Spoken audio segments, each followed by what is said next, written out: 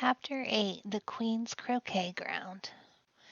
A large rose tree stood near the entrance of the garden. The roses growing on it were white, but there were 3 gardeners at it, busily painting them red. Alice thought this a very curious thing, and she went nearer to watch them, and just as she came up to them she heard one of them say, "Look out now, Five! Don't go splashing paint over me like that." "I couldn't help it," said Five in a sulky tone. 7 jogged my elbow. On which 7 looked up and said, "That's right, Five. Always lay the blame on others." "You'd better not talk," said Five. "I heard the Queen say only yesterday you deserved to be beheaded." "What for?" said the one who had spoken first. "That's none of your business, too," said 7. "Yes, it is his business," said Five, "and I'll tell him. It was for bringing the cook tulip roots instead of onions." 7 flung down his brush and had just begun. Well, of all the unjust things! When his eye chanced to fall upon Alice, and as she stood watching them, and he checked himself suddenly, the others looked round also, and all of them bowed low. "Would you tell me," said Alice a little timidly, "why are you painting those roses?" 5 and 7 said nothing, but looked at 2. 2 began in a low voice. "Why, the fact is, you see, miss, this here ought to have been a red rose tree, and we put a white one in by mistake, and if the Queen was to find it out, we should all have our heads cut off, you know. So you see, miss, we're doing our best before she comes to—" At this moment 5, who had been anxiously looking across the garden, cried out, "The Queen! The Queen!" And the 3 gardeners instantly threw themselves flat upon their faces, and there was a sound of many footsteps, and Alice looked around eager to see the Queen. First came 10 soldiers carrying clubs. These were all shaped like the 3 gardeners, oblong and fat, with their hands and feet at the corners. Next the 10 courtiers. These were ornamented all over with diamonds, and walked 2 and 2, as the soldiers did. After these came the royal children. There were 10 of them, and the little dears came jumping merrily along hand in hand in couples. They were all ornamented with hearts. Next came the guests, mostly kings and queens, and among them Alice recognized the White Rabbit. It was talking in a hurried, nervous manner, smiling at everything that was said, and went by without noticing her. Then followed the Knave of Hearts, carrying the king's crown on a crimson velvet cushion. And last of all this grand procession came the King and Queen of Hearts. Alice was rather doubtful whether she ought not to lie down on her face like the 3 gardeners, but she could not remember ever having heard of such a rule at processions. And besides, what would be the use of a procession, thought she, if people had all to lie down upon their faces so that they couldn't see it? So she stood still where she was and waited. When the procession came opposite to Alice, they all stopped and looked at her, and the Queen said severely, "Who is this?" She said it to the Knave of Hearts, who only bowed and smiled in reply. "Idiot," said the Queen, tossing her hand impatiently, and turning to Alice, she went on, "What's your name, child?" "My name is Alice, so please your Majesty," said Alice very politely. But she added to herself, "Why, they're only a pack of cards after all. I needn't be afraid of them." "And who are these?" said the Queen, pointing to the 3 gardeners who were lying round the rose tree excuse me, for you see, as they were lying on their faces and the pattern on their backs was the same as the rest of the pack, she could not tell whether they were gardeners or soldiers or courtiers or 3 of her own children. "How should I know?" said Alice, surprised at her own courage. "It's no business of mine." The Queen turned crimson with fury, and after glaring at her for a moment like a wild beast, she screamed, "Off with her head! Off "Nonsense!" said Alice very loudly and decidedly, and the Queen was silent. The King laid his hand upon her arm and timidly said, "Consider, my dear, she is only a child." The Queen turned angrily away from him and said to the knave, "Turn them over." The knave did so very carefully with one foot. "Get up," said the Queen in a shrill, loud voice, and the three gardeners instantly jumped up and began bowing to the King, the Queen, the royal children, and everybody else. "Leave off that!" screamed the Queen. "You make me giddy." And then turning to the rose tree, she went on, "What have you been doing here?" "May it please your Majesty," said Two in a very humble tone, going down on one knee as he spoke, "we were trying—" "I see," said the Queen, who meanwhile had been examining the roses. "Off with their heads!" And the procession moved on. Three of the soldiers remained behind to execute the unfortunate gardeners, who ran to Alice for protection. "You shan't be beheaded," said Alice, and she put them into a large flower pot that stood near.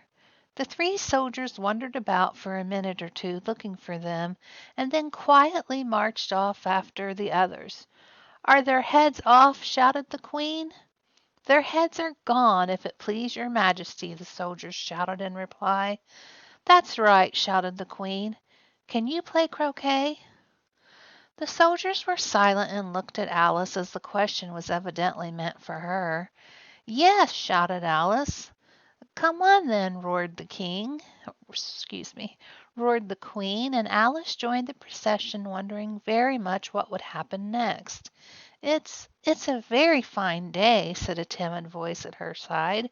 She was walking by the White Rabbit, who was peeping anxiously into her face. "Very," said Alice. "Where's the Duchess?" "Hush, hush," said the Rabbit in a low, hurried tone.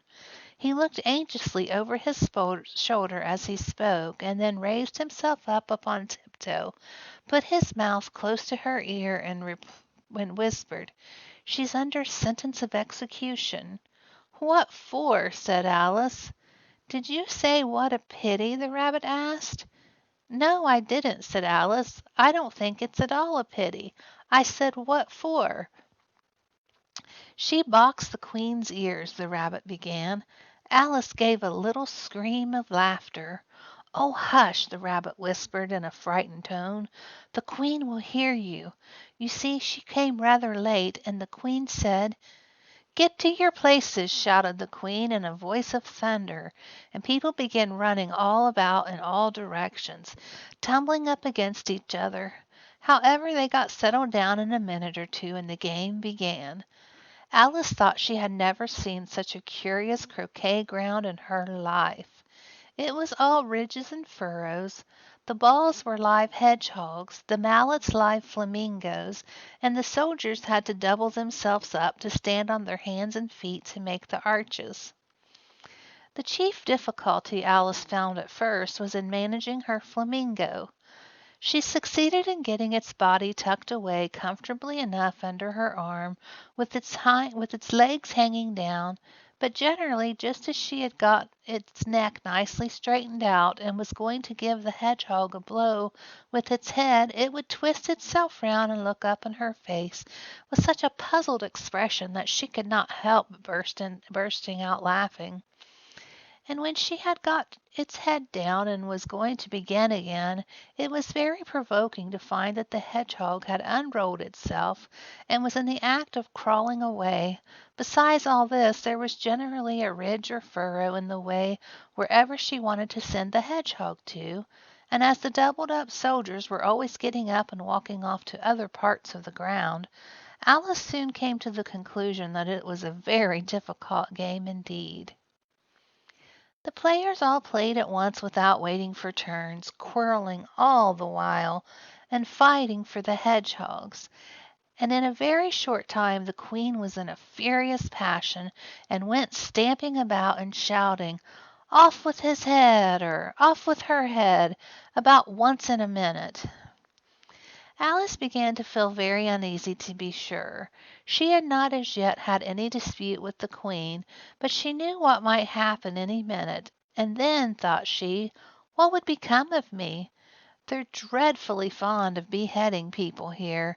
The great wonder is that there's anyone left alive. She was looking about for some way of escape and wondering whether she could get away without being seen, when she noticed a curious appearance in the air. It puzzled her very much at first, but after watching it a minute or two she made it out to be a grin, and she said to herself, "It's the Cheshire Cat.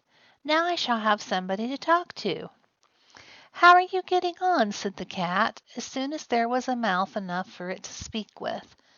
Alice waited until the eyes appeared, and then nodded. "It's no use speaking to it," she thought, "till its ears have come, or at least one of them." In another minute the whole head appeared, and then Alice put down her flamingo and began an account of the game, feeling very glad she had someone to listen to her. The cat seemed to think that there was enough of it now in sight, and no more of it appeared.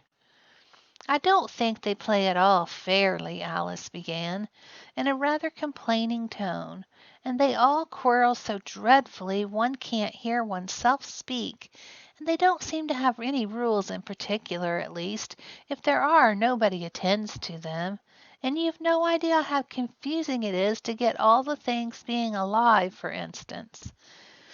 There's the arch I've got to go through next, walking about at the other end of the ground, and I should have croqueted the Queen's hedgehog just now, only it ran away when it saw mine coming." "And how do you like the Queen?" said the cat in a low voice.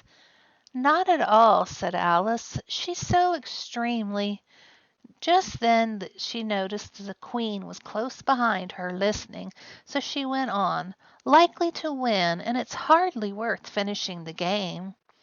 The Queen smiled and passed on. "Who are you talking to?" said the King, going up to Alice and looking at the cat's head with great curiosity. "It's a friend of mine, a Cheshire cat," said Alice. "Allow me to introduce it." "I don't like the look of it at all," said the King. "However, it might kiss my hand if it likes." "I'd rather not," the cat remarked.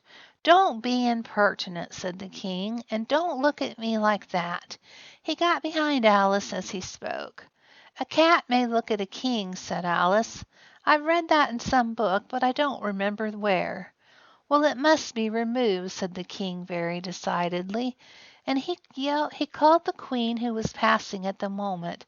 "My dear, I wish you would have this cat removed." The Queen had only one way of settling all difficulties, great or small. "Off with his head," she said, without even looking around. "I'll fetch the executioner myself," said the King eagerly, and he hurried off. Alice thought she might as well go back and see how the game was going on, as she heard the Queen's voice in the distance, screaming with passion. She had already heard her sentence 3 of the players to be executed for having missed their turns, and she did not like the look of things at all, as the game was in such confusion that she never knew whether it was her turn or not, so she went in search of her hedgehog. The hedgehog was engaged in a fight with another hedgehog, which seemed to Alice an excellent opportunity for croqueting one of them with the other. The only difficulty was that her flamingo was gone across to the other side of the garden, where Alice could see it trying in a helpless sort of way to fly up into a tree. By the time she had caught the flamingo and brought it back, the fight was over, and both the hedgehogs were out of sight. "But it doesn't matter much," thought Alice, "as all the arches are gone from this side of the ground." So she tucked it away under her arm, that it might not escape again, and went back for a little more conversation with her friend. When she got back to the Cheshire Cat, she was surprised to find quite a large crowd collected round it, and there was a dispute going on between the executioner, the King, and the Queen, who were all talking at once, while all the rest were quite silent and looked very uncomfortable. The moment Alice appeared, she was appealed to by all three to settle the question, and they repeated their arguments to her, though, as they all spoke at once, she found it very hard indeed to make out exactly what they said. The executioner's argument was that you couldn't cut off a head unless there was a body to cut it from, that he had never had to do such a thing before, and he wasn't going to begin at his time of life. The king's argument was that anything that had a head could be beheaded, and that you weren't to talk nonsense. The queen's argument was that if something wasn't done about it in less than no time, she'd have everybody executed all around. It was that last remark that made the whole party look so grave and anxious. Alice could not think of nothing else to say but, "It belongs to the Duchess. You'd better ask her about it." "She's in prison," said the queen to the executioner. "Fetch her here." And the executioner went off like an arrow. The cat's head began fading away the moment he was gone, and by the time he come back with the Duchess it had entirely disappeared. So the king and the executioner ran wildly up and down looking for it, while the rest of the party went back to the